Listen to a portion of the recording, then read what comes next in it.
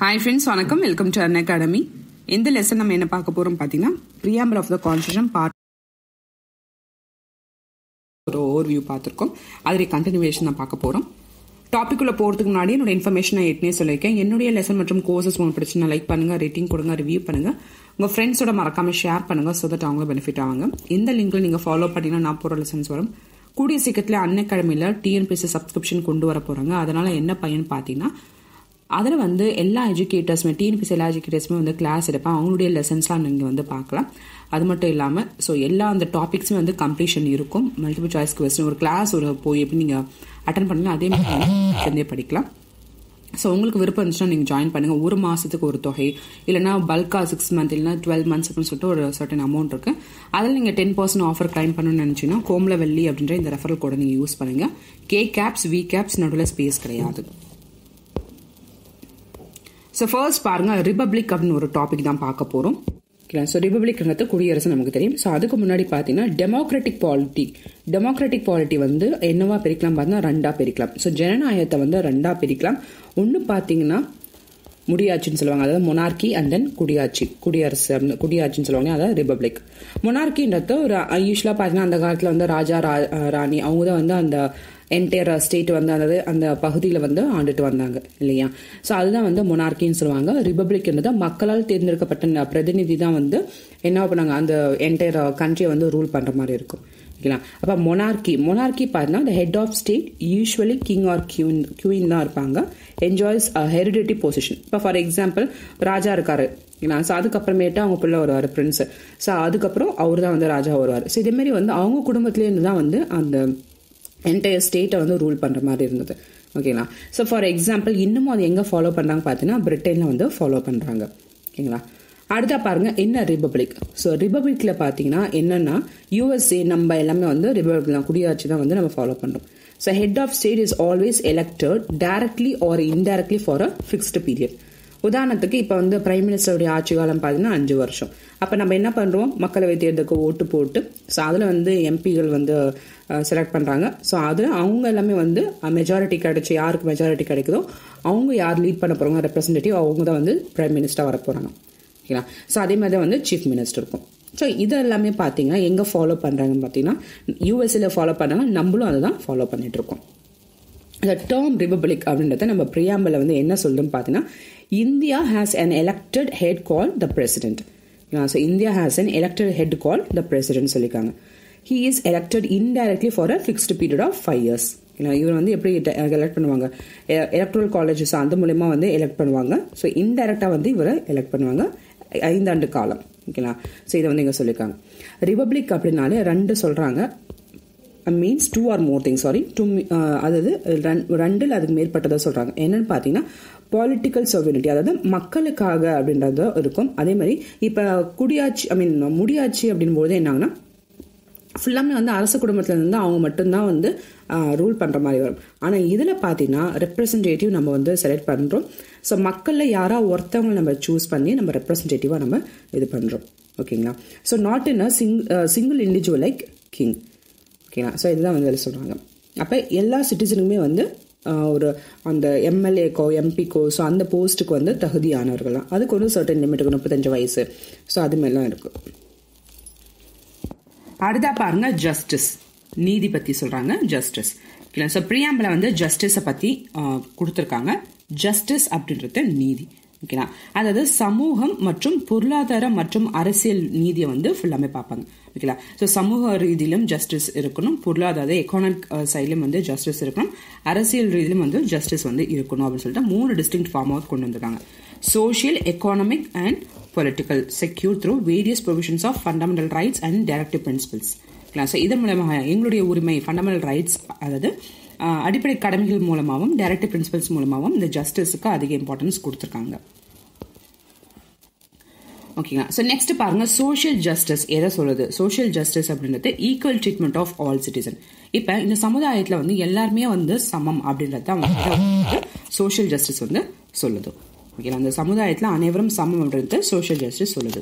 ஓகேங்களா. இவங்க வந்து தாழ்த்தப்பட்டவர்கள், இல்லைன்னா அவங்க கலர் இப்படி இருக்கு, இல்லை இவங்க வந்து இந்த கேஸ்ட், இல்லை மேல் குலத்தினர், இல்லை இவங்க வந்து பெண்ணு, இவங்க வந்து ஆணு, ஸோ அதுமாதிரி எந்த ஒரு டிஸ்கிரிமினேஷனும் இருக்கக்கூடாது. எல்லாருமே வந்து நம்ம வந்து ஈக்குவலாக தான் ட்ரீட் பண்ணணும் அப்படின்றத இதை உணர்த்துறாங்க. இதுக்கான ஷரத்து அப்படின்னு பார்த்தீங்கன்னா ஆர்டிகல் பார்த்தீங்கன்னா 15 சொல்லுது. ஓகேங்களா. ஸோ எந்த ஒரு டிஸ்கிரிமினேஷனும் இருக்கக்கூடாதுன்னா ஆர்டிகல் 15 சொல்லுது. நெக்ஸ்ட் பாருங்க, அதுமே பாருங்க, privileges being extended to any particular section of society and improvement in the condition of backward class. அதாவது இப்ப பாத்தீங்கன்னா எல்லாருமே ஈக்குவல் அப்படின் போது ஸோ வீக்கர் செக்ஷன்ஸ் இருப்பாங்க. ஃபார் எக்ஸாம்பிள் விமனும் வந்து வீக்கர் தான் சொல்லுவாங்க. ஓகேங்களா. ஸோ அவங்க இல்லை பிற்படுத்தப்பட்டோர் அவங்களாம் வந்து இன்னும் முன்னாடி வரணுன்றது அவங்களுக்கு வந்து இம்பார்ட்டன்ஸ் கொடுப்பாங்க. அந்த வகையில் வந்து அவங்களுக்கு ப்ரிவிலேஜஸ் வந்து கொடுப்பாங்க. அதான் சொல்றாங்க என்ன, it means absence of privileges. என்னது, அந்த முன்னுரிமை வந்து அதாவது முன்னுரிமையை வந்து இவங்களுக்குலாம் கொடுக்கப்படும் அப்படின்றாங்க. ரொம்ப பின்தங்கிய இந்த ட்ரைபல் பீப்புளாக இருக்கட்டும், எஸ்சி எஸ்டி இல்லை ஓபிசி பிற்படுத்தப்பட்டோர் அப்படின்பாங்களே, ஸோ அவங்களுடைய அந்த இதுக்கு நலன் கருதி அவங்களுக்கு மற்றவங்களை கம்பேர் பண்ணும்போது இம்பார்ட்டன்ஸ் கொடுப்பாங்க. எதுக்காக பார்த்தீங்கன்னா அவங்களுடைய சராசரி வாழ்க்கையில் அவங்களுடைய வாழ்க்கை ஃபுல்லாமே வந்து இம்ப்ரூவ்மெண்ட் வேணும் அப்படின்றதுக்காக தான் அவங்களுக்கு இம்பார்ட்டன்ஸ் கொடுக்க போகிறாங்க. ஓகேங்களா. ஸோ அதனால தான் வந்து பார்த்தீங்கன்னா கோட்டாஸ்லாம் வந்து இன்ட்ரடியூஸ் பண்ணாங்க. ஸோ கோட்டாஸ் இருந்ததால் தான் வந்து ரொம்பவும் தாழ்த்தப்பட்ட மக்கள்லாம் கூட என்னாங்கன்னா இன்னும் அவங்களுடைய வாழ்க்கையில் வந்து நார்மலாக அவங்களுடைய வாழ்க்கையிலேருந்து இன்னும் நல்ல ஒரு பெஸ்ட் வரணும் அப்படின்றதுக்கு இந்த கோட்டாஸ்லாம் வந்து ரொம்பவே யூஸ்ஃபுல்லாக இருந்திருக்கு. அதுமாதிரி எக்கானமிக் ஜஸ்டிஸும் என்ன சொல்கிறாங்க பார்த்தீங்கன்னா, so non discrimination between people on the basis of economic factors. இது ஃபுல்லாமே பார்த்தீங்கன்னா வெல்த், இன்கம், ப்ராப்பர்ட்டி, ஸோ அதை பார்த்து நம்ம வந்து ஜஸ்டிஸ் கொடுக்கக்கூடாது அப்படின்றாங்க. ஓகேங்களா. So combination of social justice and economic justice ரெண்டுமே சேர்த்து என்னன்னு சொல்லுவாங்க, டிஸ்ட்ரிபியூட்டிவ் ஜஸ்டிஸ்.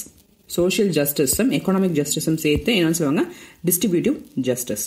ஓகேங்களா. ஸோ நெக்ஸ்ட் பாருங்க, பொலிட்டிக்கல் ஜஸ்டிஸ் என்ன சொல்லுன்னா, எல்லா சிட்டிசனுமே எல்லா குடிமகனுக்குமே வந்து எல்லா ரைட்ஸுமே இருக்கு அப்படின்னு சொல்றாங்க. ஓகேங்களா. ஸோ ஃபார் எக்ஸாம்பிள் இப்போ நான் இப்போ ஓபிசி கேஸ்ட் அப்படின் போது, ஸோ ஓபிசி அப்போ நீ வந்து என்னது, நீ வந்து படிக்கக்கூடாது, நீ வந்து வேலைக்கு போகக்கூடாது அப்படின்னு இல்லை. ஸோ எல்லாருமே வந்து எல்லாருக்கும் அந்த நீதி இருக்கு. நீ படிக்கலாம், நீ அந்த ஆஃபீஸுக்கு நீ வந்து ஈக்குவலான அந்த உனக்கு அந்த இதில் போய் ஆக்சஸ் பண்ணுறதுக்கு நீ போகலாம். அதுக்கப்புறம் ஈக்குவல் வாய்ஸஸ் இந்த கவர்மெண்ட். இப்போ நான் வந்து ஏதாவது தொகுதியில் வந்து போட்டியிடுறது எனக்கும் ரைட்ஸ் இருக்கு. ஓகேங்களா. ஸோ அரசியல் ரீதியிலையும் வந்து நம்ம என்ன பண்ணணும், நிதியை வந்து கடைபிடிக்கணும்னு சொல்றாங்க. நீதி வந்து கடைபிடிக்கணும். அடுத்த பாருங்க, ideal of justice, social, economic and political. இது எல்லாமே வந்து எதுல இருந்து நம்ம எடுத்திருக்கோம் அப்படின்னு பாத்தீங்கன்னா ரஷ்யன் ரெவல்யூஷன், ரஷ்யன் புரட்சியில இருந்து தான் நம்ம வந்து எடுத்திருக்கோம். ஓகேங்களா. ஸோ நீதி அப்படின்றது, ஐடியல் ஆஃப் ஜஸ்டிஸ் அப்படின்றது எதுக்கிட்ட இருந்து நம்ம வந்து எடுத்திருக்கோம் பார்த்தீங்கன்னா ரஷ்யன் ரெவல்யூஷன் தான் எடுத்திருக்கோம். அது எப்போ நடந்தது, 1917 நடந்தது. அடுத்தா பாருங்க, லிபர்ட்டி. ஸோ லிபர்ட்டி, ஸோ தமிழ்ல லிபர்ட்டி அப்படின்னாலே ஃப்ரீ, சுதந்திரம், அதுதான் லிபர்ட்டி. ஓகேங்களா. So absence of restrictions activities of individual at same time providing opportunities for the development of individual personalities. நீ இதை பண்ணக்கூடாது, நான் அதை பண்ணக்கூடாது அப்படின்றது எந்த ஒரு சட்டமும் கிடையாது. எல்லாருக்குமே வந்து சுதந்திரம் இருக்கு, நம்ம என்ன வேணாலும் பண்ணலாம் அப்படின்றது. ஓகேங்களா.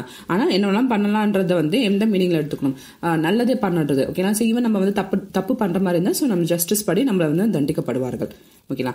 அப்போ இந்த லிபர்ட்டின்றத வந்து என்ன சொல்றாங்க, உரிமை, சுதந்திரம் மட்டும் சொல்றாங்க. ஓகேங்களா. அடுத்தா பாருங்க, இதுல என்ன சொல்றாங்க பாருங்க, preamble secures to all citizen of India liberty of thought. ஓகேங்களா. இப்ப எனக்கான சிந்தனைகளை நான் வந்து வெளிக்கொண்டு வரதுக்கு, ஃபார் எக்ஸாம்பிள் இப்போ ஒரு மேடை பேச்சாளராக இருக்குன்னா எனக்கான அந்த சிந்தனை வந்து நான் பேசுறதுக்கு எனக்கே உரிமை உண்டு. அப்புறம் நான் எதை வேணாலும் நம்பலாம், எந்த கடவுள் வேணாலும் வழங்கலாம். ஸோ இது எல்லாமே பார்த்தீங்கன்னா அடிப்படை உரிமையிலேயே வந்து வருது. ஓகேங்களா. ஸோ நான் இந்த இதுன்றதால என்னை வந்து யாருமே வந்து நீ கோயிலுக்குள்ள வரக்கூடாது, நீ இது பண்ணக்கூடாது, அது பண்ணக்கூடாது எதுவுமே சொல்லக்கூடாது. எல்லாருக்கும் எல்லா சுதந்திரமே உண்டு, அதுதான் இதை மீன் பண்றாங்க. ஸோ அப்போ எல்லாருமே வந்து இதை ஃபாலோ பண்ணணும்னு சொல்லுவாங்க. ஸோ இந்த லிபர்ட்டி வந்து பிரியாம்பிளையும் வந்து இன்சர்ட் பண்ணியிருக்காங்க. ஓகேங்களா. இது எதுல இருந்து நம்ம எடுத்திருக்கோம் அப்படின்னா லிபர்ட்டி, ஈக்குவலிட்டி, ஃப்ரெட்டர்னிட்டி. ஸோ எல்லாரிடமே நம்ம வந்து சகோதரத்துவமா இருக்கணும் அப்படின்னு தான் ஃப்ரெட்டர்னிட்டி சொல்றாங்க. இது வந்து நம்ம பிரியாம்பிளை வந்து நம்ம இன்சர்ட் பண்ணியிருக்கோம். ஓகேங்களா. ஸோ எதுல இருந்து நம்ம எடுத்திருக்கோம் பார்த்தீங்கன்னா பிரெஞ்சு புரட்சியில இருந்து நம்ம எடுத்திருக்கோம். பிரெஞ்சு புரட்சி வந்து 1789 இருந்து 1799 வரைக்கும் வந்திருக்கு.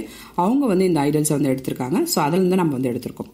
ஓகேங்களா. ஸோ இதுக்கு முன்னாடி பார்த்தீங்கன்னா justice, ideal of justice, social, economic and political வந்து எதுல நம்ம எடுத்துக்கணும், ரஷ்யன் ரெவல்யூஷன் எடுத்திருக்கோம். இதுவே பார்த்தீங்கன்னா the ideal of liberty, equality, ஃப்ரெட்டர்னிட்டின்னு வந்து நம்ம எதுக்கிட்ட எடுத்திருக்கோம், பிரெஞ்சு ரெவல்யூஷன் வந்து எடுத்திருக்கோம்.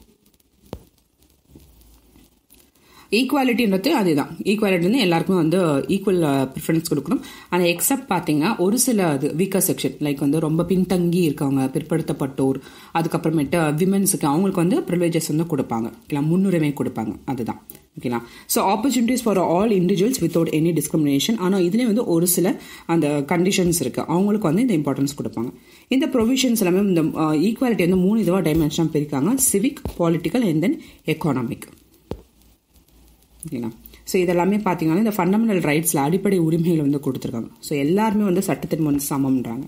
அதுமாரி இவங்க வந்து இந்த இது அந்த இதுன்னு சொல்லிட்டு நம்ம வந்து யாருமே வந்து நிராகரிக்கக்கூடாது, ப்ராஹிபிஷன் வந்து இருக்கக்கூடாதுன்னு சொல்கிறது சரத்து 15. இது சரத்து 16 என்ன சொல்லுவாங்கன்னா எல்லாருக்குமே வந்து ஈக்குவாலிட்டி அண்ட் ஆப்பர்ச்சுனிட்டி கொடுக்கணும். அப்படின்னா எல்லாருக்குமே வந்து அந்த பப்ளிக் எம்ப்ளாய்மெண்ட் வந்து கொடுக்கணும். ஸோ யாரெல்லாம் வந்து அந்த மெரிட் பேசிஸில் வராங்களோ ஸோ அவங்களையும் பார்த்து அதுக்கு ஏற்ற மாதிரி எல்லாருக்குமே கொடுக்கணும். இப்போ வந்து இவங்க இந்த ஜாதி அந்த ஜாதி உங்களுக்கு வேலை கொடுக்கூடாதுலாம் எதுவும் கிடையாது, எல்லாருக்கும் எம்ப்ளாய்மெண்ட் கொடுக்குன்றாங்க. அதுமாதிரி தீண்டாமை வந்து ஒழிக்கணும், அது வந்து சரத்து 17. டைட்டில்ஸ், ஸோ அப்போல்லாம் பார்த்தீங்கன்னா லார்டு, நாட்டாமை அப்படி இப்படின்ற பேர்லாம் இருக்குல்ல, ஸோ அதுமாரி எந்த பேரும் இருக்கக்கூடாது. இப்போ சும்மா நம்ம பேச்சுவாக்கில் தலைவாகிலவான்றோம் இல்லையா, ஸோ அதுமாரிலாம் நம்ம பேச்சுவாக்கில் இருந்தாலுமே ஸோ எங்கே இருந்தாலும் இவங்க வந்து லார்டு, நாட்டாமை அப்படின்ற மாதிரிலாம் எந்த ஒரு இதுவும் இருக்கக்கூடாது. ஸோ டைட்டில்ஸ் வந்து இருக்கக்கூடாது அப்படின்னு சொல்லுவாங்க ஆர்டிகல் 18. ஆனால் ஒரு சில கேசஸில் இது வந்து உட்படாது. அது என்னன்னு பார்த்தீங்கன்னா பத்மஸ்ரீ, பத்மபூஷன், அதுமாரிலாம் அந்த பாரத் ரத்னா அப்படின்ற மாதிரிலாம் அந்த டைட்டில்ஸ் வந்து இதில் வந்து இருக்கும். ஓகேங்களா, அது ஒத்துக்கிட்டாங்க. அடுத்தா பாருங்க, 2 ப்ரொவிஷன்ஸ் வந்து கான்ஸ்டியூஷன் வந்து நம்ம அச்சீவ் பண்ணியே ஆகணும், ஈக்குவாலிட்டி. ஓகேங்களா. ஸோ 325 ஆர்டிகல் ஷரத்து 325 படி என்னன்னு சொல்றாங்க பாருங்க: no person is to be declared ineligible for inclusion in electoral rolls on grounds of religion, race, caste or sex. இந்த ஷரத்தில் என்ன சொல்றாங்க பார்த்தீங்கன்னா, இப்போ வந்து நான் ஏற்கனவே சொல்லுங்க இந்த டிஸ்கிரிமினேஷன் ஆர்டிகல் 15 இதுவும் ஒரே ரிலேட்டட் மாதிரி தான். என்னன்னு சொல்றாங்க பார்த்தீங்கன்னா, இப்போ வந்து ஒரு தனி நபரோ வந்து அவங்க வந்து இன்எலிஜிபிள் சொல்லக்கூடாது. No person is declared ineligible for inclusion electoral rolls. ஓகேனா, இப்போ வந்து நான் வந்து ஒரு தொகுதியில் போய் நிற்க போறேன் அப்படின் போது நீ வந்து இந்த ரிலீஜன், இந்த மதத்தை சார்ந்தவங்க, நீ வந்து தொகுதியில் நிற்கக்கூடாது, நீ இந்த ரேஸ் ஐ மீன் இப்படி இருக்க, நீ இந்த காஸ்ட், இந்த செக்ஷன், நீ வந்து அதில் மக்களவை தொகுதியிலையோ எந்த தொகுதியிலையோ வந்து போட்டியிடக்கூடாதுன்னு சொல்லக்கூடாது. ஓகேங்களா, அதுதான் இதை சொல்றாங்க.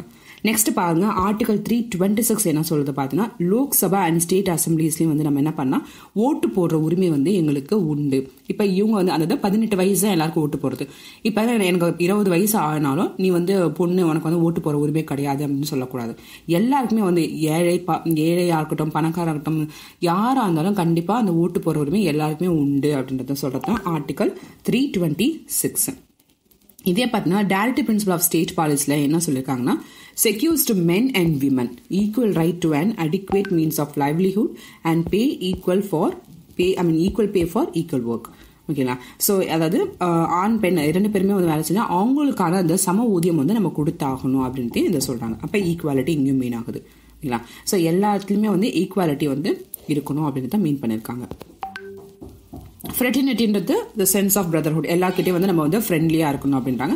இது வந்து எதில் சொல்லியிருக்காங்க பார்த்தீங்கன்னா, நம்மளுடைய அடிப்படை கடமைகள்ல அடிப்படை கடமைகள் இருக்கு. ஓகேங்களா. முன்னாடி வந்து அடிப்படை உரிமைகள், இது வந்து அடிப்படை கடமைகள், நம்மளாம் இந்த கடமைகள்லாம் பண்ணி ஆகணும். எல்லாருக்கிட்டையும் வந்து நம்ம ஃப்ரெண்ட்ஷிப்பா இருக்கணும் அப்படின்றத இதில் சொல்றாங்க. அதே மாதிரிதான் இவங்க இந்த ரிலிஜன் அந்த மொழி பேசுறாங்க, இதுன்னு எதுவுமே கிடையாது, எல்லா இடத்துமே நம்ம வந்து அன்பு செலுத்தணும் அப்படின்னு சொல்றதுதான் வந்து ஃப்ரெட்டர்னிட்டி, சகோதரத்துவம் சொல்லுவாங்க, சென்ஸ் ஆஃப் பிரதர்ஹுட்.